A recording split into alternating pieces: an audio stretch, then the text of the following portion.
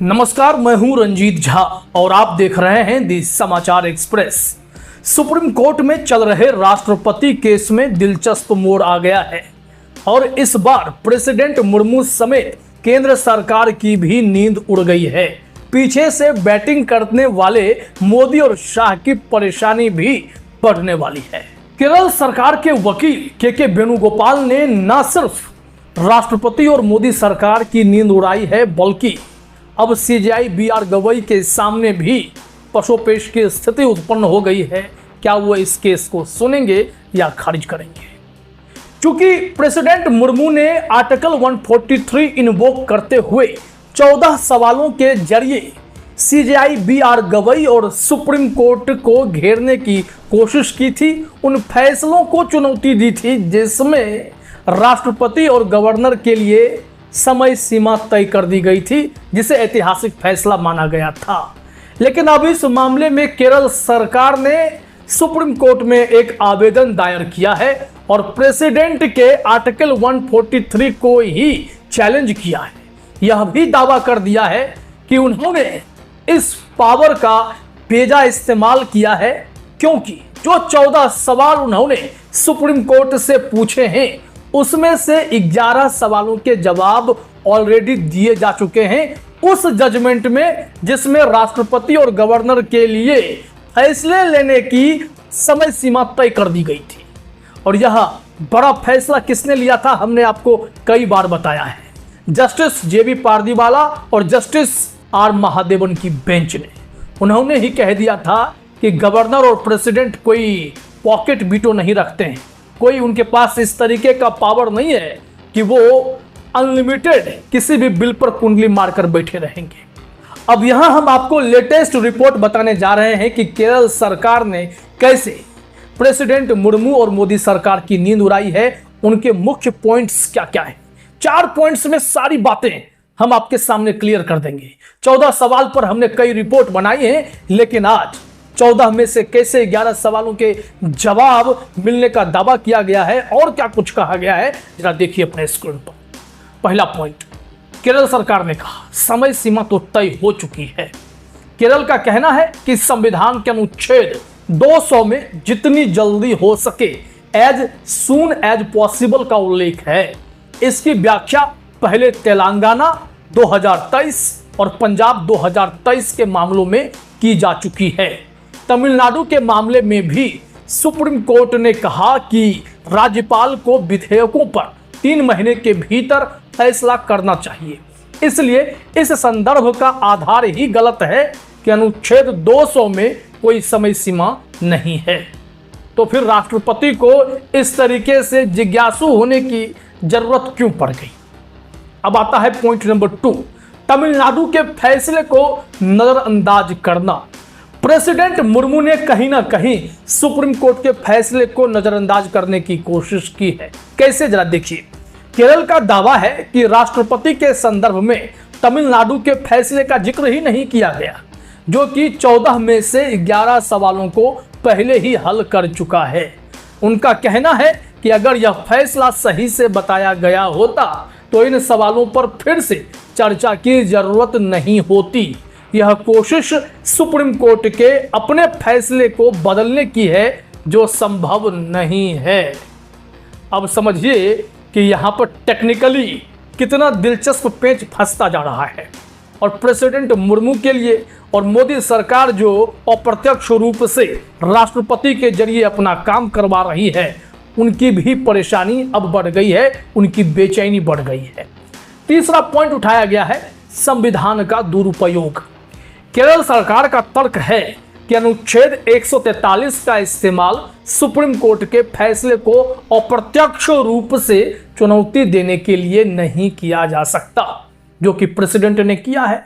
अगर केंद्र सरकार को तमिलनाडु के फैसले से असहमति है तो उसे समीक्षा याचिका, रिव्यू पिटीशन दायर करनी चाहिए थी, जो नहीं की गई। अब यह फैसला अंतिम हो चुका है और सभी पर बाध्यकारी है। अनुच्छेद 141 के तहत यह क्लियर कर दिया गया है।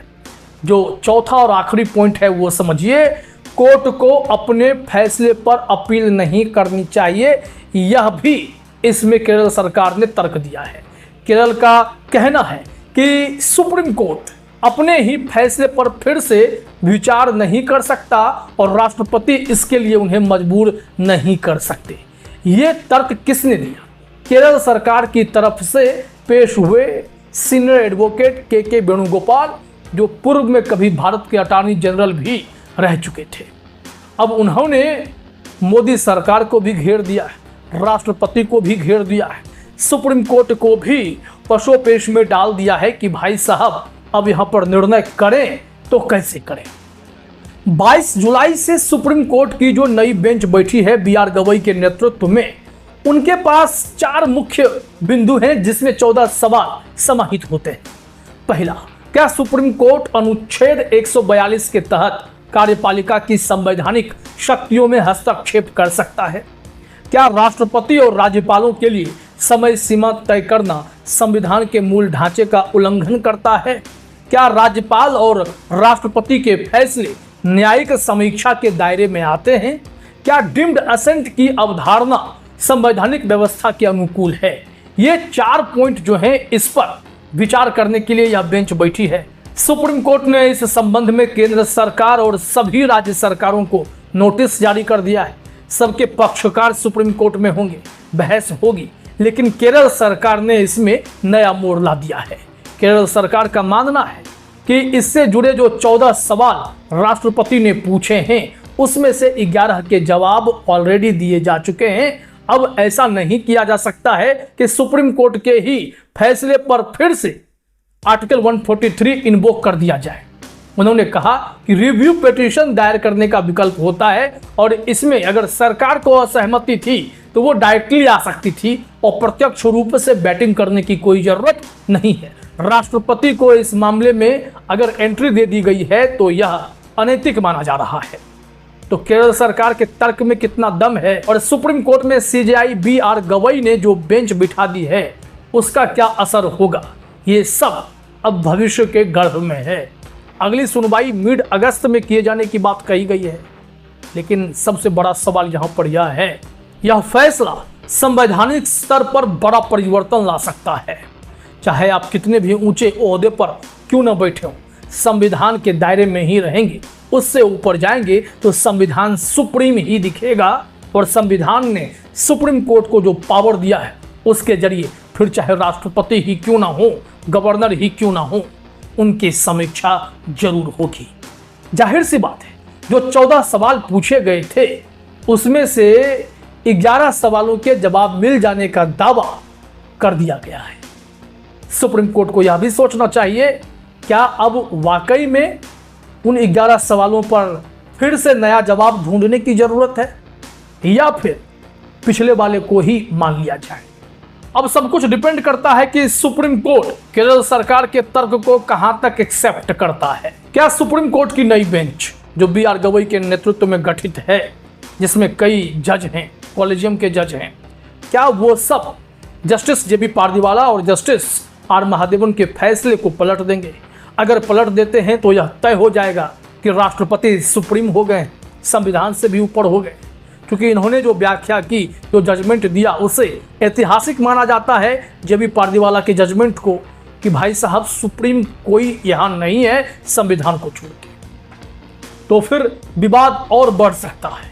फिर राष्ट्रपति और गवर्नर विपक्ष शासित राज्यों पर मनमानी कर सकते हैं, उनके बिलों को अटका सकते हैं, पैरेलल गवर्नमेंट चलाने की कोशिशें कर सकते हैं और केंद्र में जो सत्ता में बैठी पार्टी होगी वो अपनी मनमानी से उन्हें सबको परेशान कर सकती है। जिस वर्तमान में बीजेपी पर यह गंभीर आरोप है कि विपक्ष शासित राज्यों को वो परेशान किए जा रहे हैं।